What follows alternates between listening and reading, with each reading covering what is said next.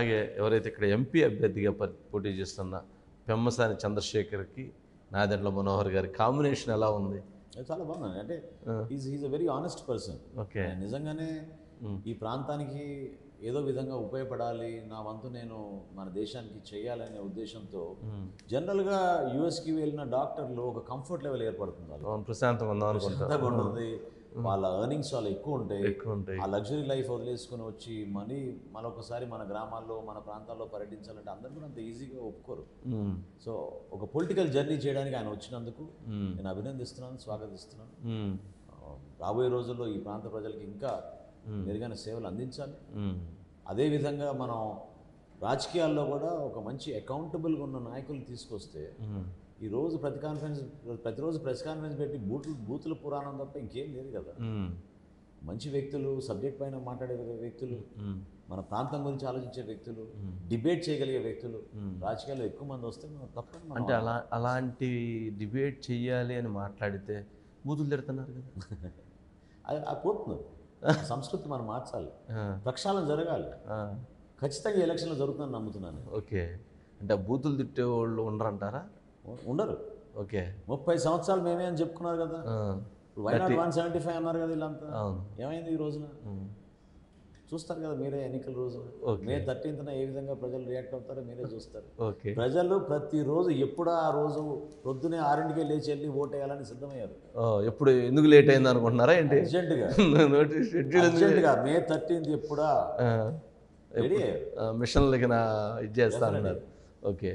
Okay. అట్లాగే తెనాల్లో ఆలపాటి రాజా గారు ఏంటి అంటే దాదాపు ఆయన ఆశించారు టికెట్, సరే ఆయనకి టికెట్ రాలేదు, కొంత అసంతృప్తి భావం వ్యక్తం చేశారు. ఇప్పుడు సమన్వయం కుదిరిందా? కలిసి ప్రయాణం జరుగుతుందా? పూర్తి స్థాయిలో సహజంగా ఎవరైనా, నేను ఇందాక అన్నట్టు కెరియర్ కోసం పాలిటిక్స్లోకి వస్తాం. సో ఆయన కూడా ఆశించారు, దాంట్లో తప్పేం లేదు. కానీ పార్టీ నిర్ణయాల్ని మనం అందరం కూడా గౌరవించాలి. భవిష్యత్తును దృష్టిలో పెట్టుకుని తీసుకున్న నిర్ణయాల్లో భాగంగా, పొత్తులో భాగంగా నాకు సీట్ వచ్చింది, ఆయనకి సీట్ రాలేదు. అడ్జస్ట్ చేయడానికి ట్రై చేశారు, అది జరగలేదు. జరుగుంటే బాగుండేది. ఆయనకి కూడా ఖచ్చితంగా పార్టీలో ఒక ఉన్నతమైన స్థానం కల్పించి రేపటి రోజున జాగ్రత్తగా ఆయన కెరీర్ చూసుకుంటామని చంద్రబాబు నాయుడు గారు హామీ ఇచ్చారనేది ప్రతి ఒక్కరికి తెలిసిన విషయం. ఓకే. ఆ ప్రామిస్ వచ్చిందా? అంటే జనరల్గా వేరే దగ్గర అకామిడేట్ చేయాలనేటువంటి ప్రయత్నం జరిగింది, కానీ అకామిడేట్ చేయలేకపోయారు అంటున్నారు. అంటే ఈసారైనా రేపు అధికారంలోకి వస్తే ఆయనకి సరైనటువంటి న్యాయం జరిగేటువంటి ఆ బాధ్యత మీరు కూడా తీసుకుంటారు? అఫ్కోర్స్ ఏ పొలిటికల్ పార్టీ అయినా మనం మన జర్నీలో అందరినీ కలుపుకొని వెళ్తాం. అందులో పొత్తులో భాగంగా మనం ఈ రోజున తెలుగుదేశం పార్టీ, జనసేన పార్టీ కలిసి ముందుకు వెళ్తున్నాం. భారతీయ జనతా పార్టీ కూడా కలిసి వచ్చింది కాబట్టి ఆ నాయకత్వాన్ని మనం గౌరవించుకొని గుర్తించి రేపటి రోజున మనం ఏ పదవుల్లో, ఏ సందర్భంలో ఒక పదవుల గురించి డిస్కషన్ వచ్చినప్పుడు కానీ తప్పకుండా ఈ చర్చలో భాగంగా మనం అడ్జస్ట్ చేయాల్సిన అవసరం ఉంటుంది.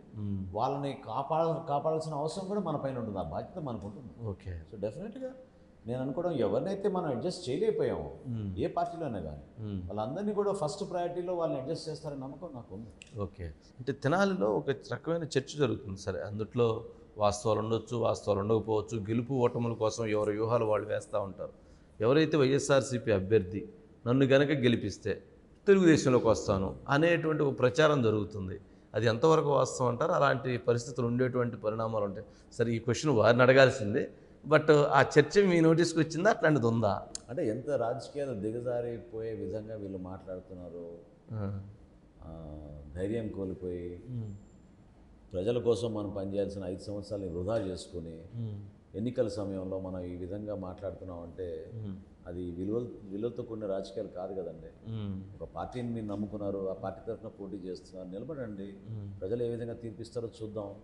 అంతేగాని పార్టీలు మారిపోతాను రేపటి రోజున నాకు ఓటేయండి అంటే ప్రజలు కూడా దాన్ని చేయడానికి సిద్ధంగా లేరు. అన్నిటికన్నా ముఖ్యం చెప్తున్నా, క్యాడర్ ఎవ్వరు కూడా సిద్ధంగా లేరు. ఎవ్వరు సిద్ధంగా లేరు. చాలా బలంగా నిలబడ్డారు. మా పార్టీ అధినేతల్ని నమ్ముకున్నారు, దాని ప్రకారం నడవడానికి సిద్ధంగా ఉన్నారు. ఓకే.